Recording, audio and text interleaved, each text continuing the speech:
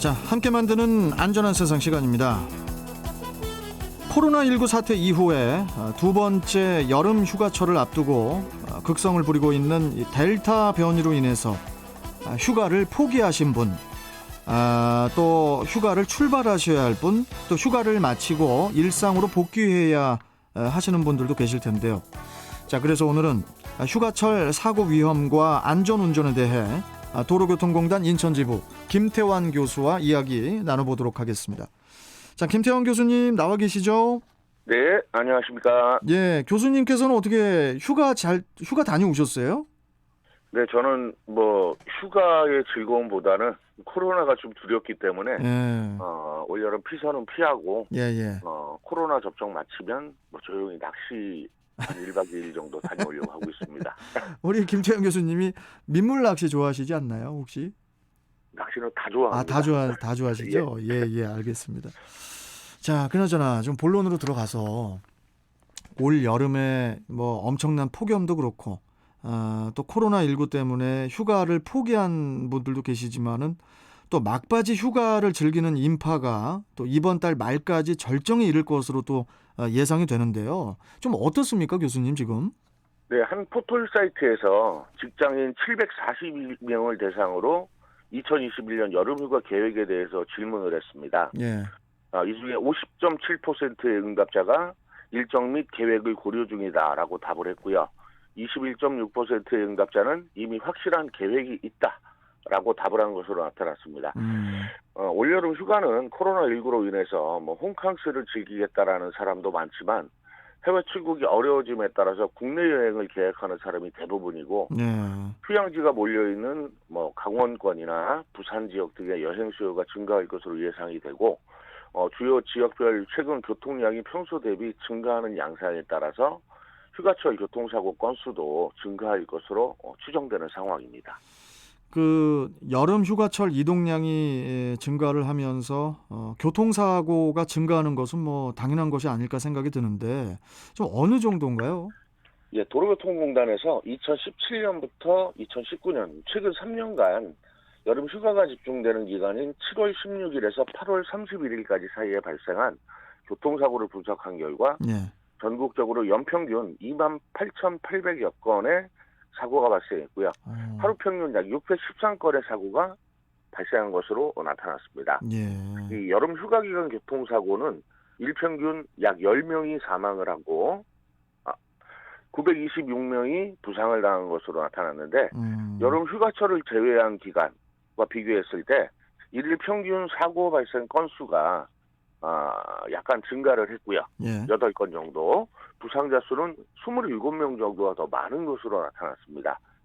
이제 일평균 부상자가 증가한 이유는 휴가철에는 주로 가족이나 친구 등 여러 사람이 함께 차량에 탑승해 이동하는 경우가 많기 때문에 사고가 발생할 경우에는 그 피해가 커지는 것으로 볼 수 있고요. 그러겠네요. 특히 10세 미만의 피해자는 평소 대비 27.6%, 10대는 22.3%, 20대는 8.8% 증가하는 것으로 나타나서 만일의 사고에 대비해서 이동 중에는 반드시 안전띠를 전좌석에서 착용하는 것이 무엇보다 중요하다라고 강조하고 싶습니다. 예.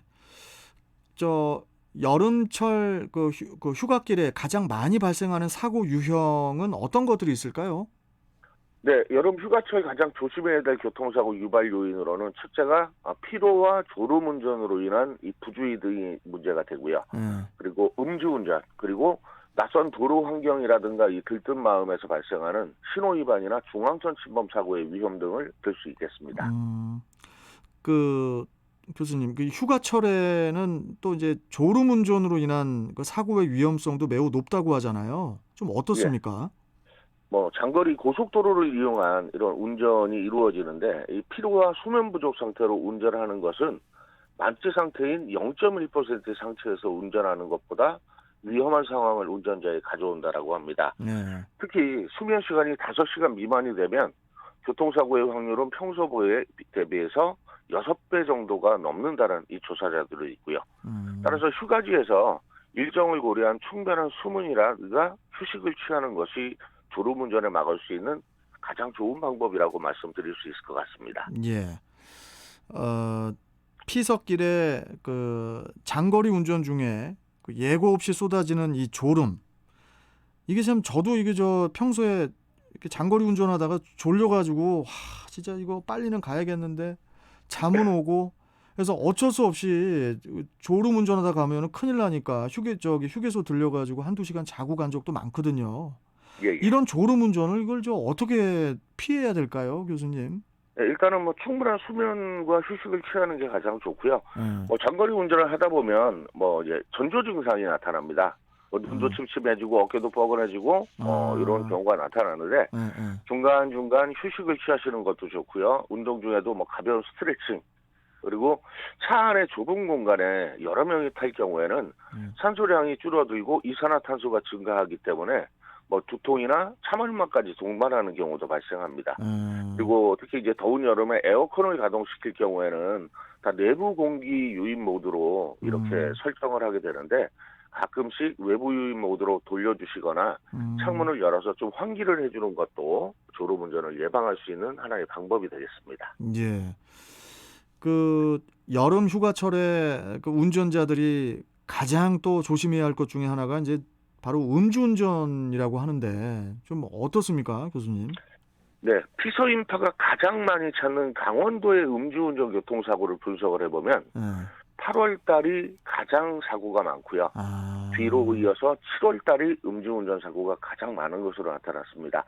뭐 휴가를 즐기면서 마실 술, 뭐 더위를 피하기 위해서 밤 늦은까지 술을 마시는 문화가 음주운전으로 이어질 수 있는데요. 특히 이 휴가지에서는 낮에도 술을 드시는 분도 많고 밤 늦은 시간이나 동틀 때까지 술을 드시는 분도 자주 볼 수 있는데 성인의 경우에는 소주 한 잔에서 두 잔 정도, 맥주 한 캔 정도를 마시게 되면 혈중 알코올 농도 0.03%가 나오게 되고요. 또 소주 한 병을 마신 경우라면 약 7시간 정도, 두 병이면 약 15시간 정도가 지나야지 알코올이 완전히 분해가 됩니다. 뭐 설마 이거는 아니겠지, 에이 다 깼겠지, 뭐 이런 것들이 음주운전으로 이어지고 단속이나 사고로 이어지게 되면 휴가를 엉망으로 만들 뿐만 아니라 무고한 사람의 생명을 앗을 수 있기 때문에 술을 드셔야 한다라면 운전할 사람은 미리 정해놓고 그렇죠. 술을 드시는 것이 맞고 지나칠 음주는 절대 삼가는 것이 좋습니다. 참 그 제 주변에는 이게 뭐 잠깐 이게 뭐 좀 술자리가 좀 있어도 있는 경우가 있어도 다들 대리를 불러요. 그냥 몸에 배 있더라고요, 요새는. 네, 이 대리운전이라는 게 음주운전을 예방하기 위해서 만들어진 그런 시스템인데 실제로 대한민국처럼 좀 과하게 술을 드시는 경우에는 다음날 아침에 그게 술이 깨지 않고 숙취운전으로 이어지는 경우가 또 맞다. 굉장히 많습니다. 그래서 휴가지라는 특성은 뭐 물론이겠지만 우리 일상적인 생활 속에서 대리운전을 부르는 것보다는 차라리 차를 사무실에 놓고 그러겠네요. 대중교통을 이용해서 술을 드시고 집에 갔다가 다음날 아침에 출근길까지 운전을 하지 않는 것이 가장 현명한 방법이다라고 말씀을 드려야 될 것 같아요. 옳으신 말씀이십니다.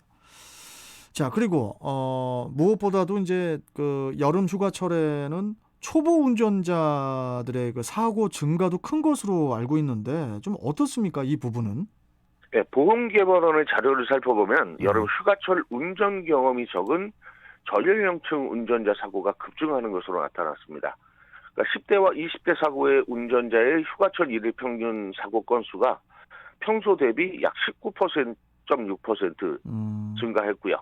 뭐 휴가철 사고 피해자의 연령대 현황에서도 20세 미만 피해자가 급증하는 것으로 나타나는데 이 모처럼 떠나는 이 즐거운 휴가길, 낯선 도로 환경, 또 운전 미숙 등이 사고의 원인으로 분석될 수 있습니다. 또 이제 무엇보다도 이제 안전 운전을 위해서는 법규를 지키는 운전이 또 제일 또 중요하잖아요. 예. 일단은 뭐 속도를 유지하면서 주행하는 제한 속도의 준수 중요할 것 같고요.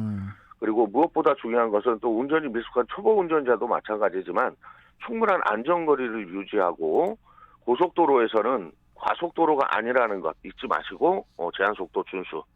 그리고 차량의 고장이나 만약에 사고가 발생할 경우에는 2차 사고 예방을 위해서 충분히 안전한 곳으로 대피하시는 이런 것들이 필요할 것 같습니다. 예. 뭐 마지막으로 뭐 고속도로도 그렇지만은 뭐 낯선 국도라든지 또 지방도에서도 특별히 주의해야 할 사항이 있을 것 같은데 이 부분도 좀 짚어주세요. 예, 장거리 여행인 만큼 고속도로를 이용하는 경우도 많지만 목적지까지 도달하기 위해서는 폭이 좁은 국도나 지방도를 거칠 수밖에 없습니다. 네, 이런 도로의 특징에는 커브길이 많다라는 점, 경사가 심하다라는 이런 특징이 있는데 커브길에서는 전방의 상황을 볼 수가 없고 그리고 커브를 통과하자마자 나타나는 사고라든가 신호가 있을 경우에는 대처하기가 좀 어렵기 때문에 제한 속도를 유지하시는 것이 일단 가장 중요한 게 아닐까라고 생각드리고요. 예. 올여름에는 장거리 피서 여행보다는 집에서 즐기는 홈캉스 즐기시면 어떨까 하는 생각 마지막으로 전해드립니다. 근데 요새 홈캉스로 에어컨들 많이 집에서 그냥 하루 종일 트시는 분들 많잖아요. 예. 근데 이게 진짜 아까 교수님 말씀하셨지만은 중간중간 창문을 열어주셔야 돼요. 안 그러면 이게 두통 오고 냉방병 올 수도 있거든요. 죄송한데 에어컨도 중독인 것 같고요. 법규 위반도 중독이고 음주운전도 중독인데 본인이 그 건강을 위해서라든가 여러 가지를 위해서 안전한 그 생활 습관을 기르는 것도 무엇보다 중요할 것 같습니다. 맞습니다. 자, 오늘 말씀 여기까지 듣고 또 다음 시간에 또 뵙도록 하겠습니다, 교수님. 고맙습니다. 네, 감사합니다. 예. 자, 지금까지 도로교통공단 인천지부 김태환 교수와 함께했습니다.